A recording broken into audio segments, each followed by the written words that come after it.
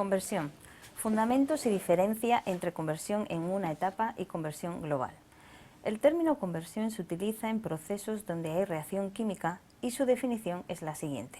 Conversión del componente A en tanto por ciento son los moles reaccionados del componente A divididos entre los moles suministrados de ese mismo componente A, multiplicado por 100.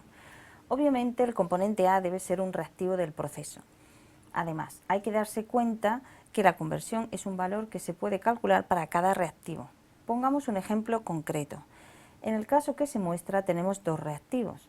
Apliquemos el concepto de conversión a cada uno de ellos. El símbolo que se seguirá en este curso para el término de conversión es F. Para otros cursos se deberá consultar. Aplicando la ecuación descrita en la definición de conversión al dióxido de carbono, tenemos que los moles reaccionados corresponden a la diferencia entre los que entran y salen, en este caso 10 moles por segundo. Para el caso del hidrógeno son 30 moles por segundo. Por tanto, al aplicar la ecuación nos resulta una conversión del 10% del dióxido de carbono y una conversión del 30% para el hidrógeno. Vemos cómo para este caso en concreto, cada reactivo tiene un valor distinto de conversión. De ahí que sea importante indicar de qué componente se trata al hablar de la conversión. Sin embargo, hay algunas excepciones.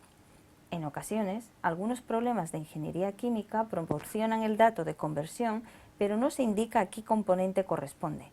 Esto sucede cuando la conversión se refiere al reactivo limitante. En el caso que estábamos viendo, sería correcto decir que la conversión del sistema es del 30%, ya que el hidrógeno es el reactivo limitante en este caso. Por otra parte, es muy importante relacionar el término conversión con el de grado de avance. En este caso, el grado de avance es de 10 moles por segundo. Por tanto, la conversión para los dos reactivos del ejemplo que estamos tratando también se puede expresar de la siguiente manera, donde se hace uso también del coeficiente estequiométrico. El numerador de la conversión del CO2, los moles reaccionados, se puede expresar como el coeficiente estequiométrico multiplicado por el grado de avance, Xi. El resultado de la conversión obviamente es el mismo, el 10%, y haciendo lo mismo para el hidrógeno, tenemos que el numerador se sustituye por 3 veces el grado de avance, ya que su coeficiente estequiométrico en la reacción es de 3. Veamos ahora el caso de la conversión de dos reactivos suministrados en proporción estequiométrica. En este caso, el grado de avance es de 25 moles por segundo. Por tanto, el cálculo de la conversión para el dióxido de carbono, utilizando el grado de avance y su coeficiente estequiométrico 1, nos sale del 20%. Para el hidrógeno, con coeficiente estequiométrico 3, también resulta un 20% de conversión. Vemos como para este caso particular de reactivos suministrados en proporción estequiométrica, los valores de conversión de ambos reactivos son iguales. Esto se cumplirá siempre y cuando los reactivos se suministran en proporción estequiométrica y no se separen en distintas corrientes durante el proceso. En esta situación tampoco se indicará a quién corresponde el valor de la conversión, ya que es aplicable a ambos reactivos por igual, es decir, la conversión en este último ejemplo es del 20%. Ahora se pasará a explicar la diferencia entre conversión en una etapa y conversión global. Esta distinción será necesaria cuando parte de la corriente de salida del reactor se devuelve a la entrada, es decir, cuando hay recirculación. En este caso, la alimentación fresca del sistema, corriente A, entra en proporción estequiométrica. La definición de conversión es la misma que antes, moles reaccionados partido moles suministrados. La diferencia entre estos dos conceptos se apreciará solo en el denominador. En la conversión en una etapa, en los moles suministrados hay que añadir suministrados al reactor. Sin embargo, en la conversión global, a los moles suministrados hay que añadir al sistema.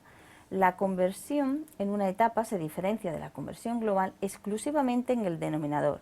La conversión en una etapa está relacionada con los moles de dióxido de carbono alimentados al reactor, sin embargo la conversión global está relacionada con los moles de CO2 alimentados al sistema.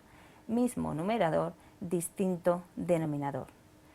El grado de avance del proceso es el mismo para ambas definiciones, como ya se explicó en el vídeo correspondiente. Analicemos el resultado que se obtiene.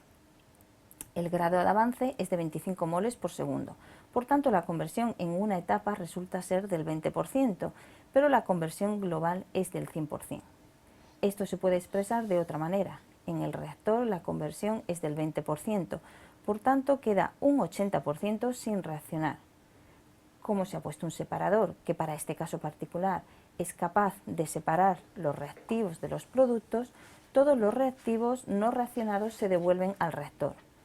Por tanto, del sistema no salen reactivos, de ahí que la conversión de todo el proceso sea del 100%.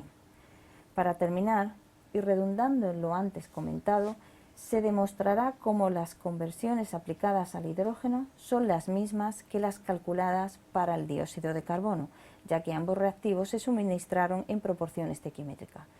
Por eso, en este caso, puede omitirse a qué componente se refiere la conversión.